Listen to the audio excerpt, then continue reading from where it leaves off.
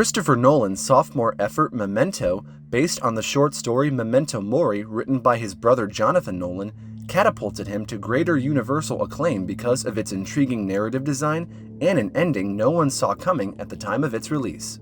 It's a film that takes its audience for a ride through the realms of memory making, trauma, identity, and revenge. Complex in their own ways, Nolan manages to hem these themes into the fabric of the film using an inventive nonlinear narrative technique and intercuts. In this video, we will decode the ending of this complex psychological thriller and explore its themes in detail. Needless to say, but massive spoilers ahead. The story focuses on Leonard Shelby, who is suffering from a condition known as interrograde amnesia, making him unable to generate any new memory. I guess I've already told you about my condition. Oh, well, only every time I see you. A former insurance agent currently living in a motel room, we find him speaking to an unknown caller on the telephone line. He tattoos his body with facts and reminders and clicks Polaroid images of people and his surroundings with notes written behind each of them to keep him working towards his ulterior motive: revenge for his wife's murder. One of the major stumbling blocks for a lot of first-time viewers of the film is to get a proper grasp at the narrative of the film and the juxtaposition of the colored and black and white scenes. Oh, where am I? In Memento, one part of the story, which is happening in the present, is shot in color and moves in reverse chronological order, while the other part is shot in black and white and takes place linearly in the past. When we watch the film, each colored scene is juxtaposed constantly against a black and white scene. This leads to an intercutting of two distinct timelines that last till the film's climax, when Leonard, who has just knocked off Jimmy Grants, takes a Polaroid picture of his victim.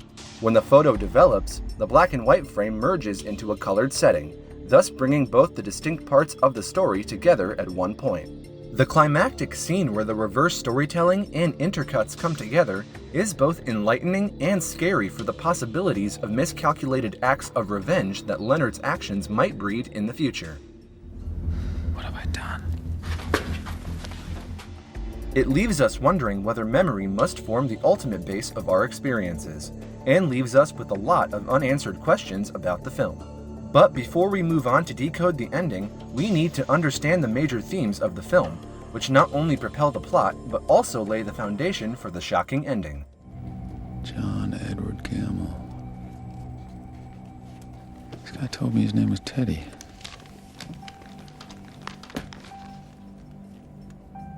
Don't believe his lies.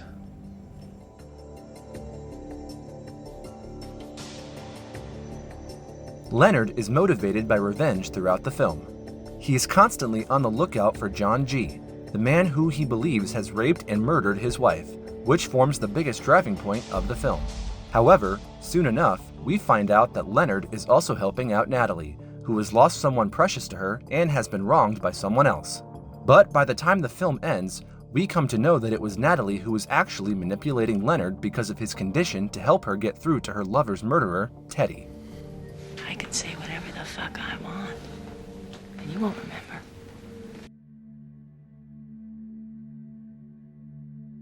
The trauma suffered by Leonard after the attack on his wife has left him physically disabled with a rare condition. Further, Leonard's accidental murder of his wife is a kind of trauma so difficult for his mind to fathom that he had projected his story upon the case of Sammy Jenkins, a person with short-term memory loss who he had investigated for fraud during the early days of his career. The effects of this trauma resurface in the form of overlapping memories which start making sense only towards the end of the film.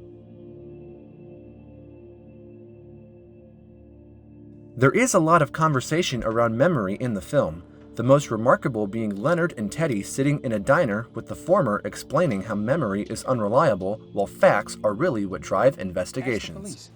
Eyewitness testimony is unreliable. The cops don't catch a killer by sitting around remembering stuff. Right. They collect facts. That's not what I'm saying. They make notes and they draw conclusions. Facts, not memories. The irony of this sentence is not lost on us since we come to know at the end of the film how facts are manipulated by individuals to suit their cause. Further, Leonard's condition of interrograde amnesia links literally to the capacity for memory making in human lives. The question arises, Is there a link between memory and one's identity? Leonard is who he is in the film because of a condition that tampers with his memory. However, he is a version of his past life as well, before the attack took place that is, which might not have been governed entirely by memory. Nolan brings us to a complex juncture with this theme and lets his audience mull over it after the film's climax presents Leonard intentionally tampering with how his future memories might shape out to be. After Leonard kills Jimmy Grants, who he thought was John G., the murderer of his wife, Teddy, an undercover cop, comes into the scene and explains that he took advantage of Leonard's condition to help track down criminals with the same initials and offer some street justice in the process. He further explains that Leonard had already tracked down and killed his wife's attacker the previous year.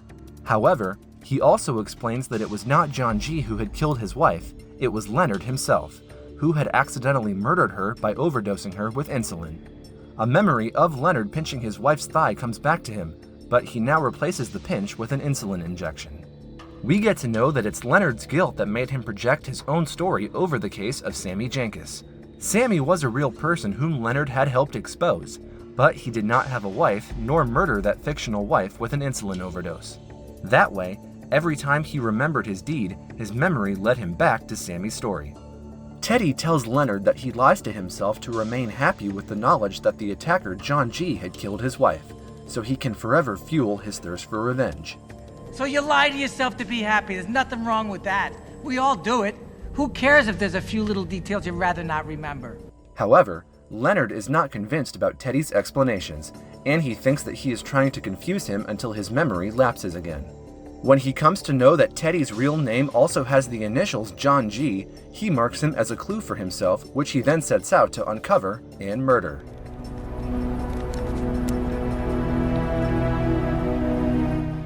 This means that Leonard finally tampers with his own understanding of the events, making Teddy out as a false clue and setting out to get Teddy's license plate tattooed on his skin. Do I lie to myself to be happy? In your case, Teddy. Yes, I will. This leads us to understand why the film began with a shot of Leonard shooting Teddy after looking at his Polaroid image with the caption, "Don't believe his lies. He is the one. Kill him."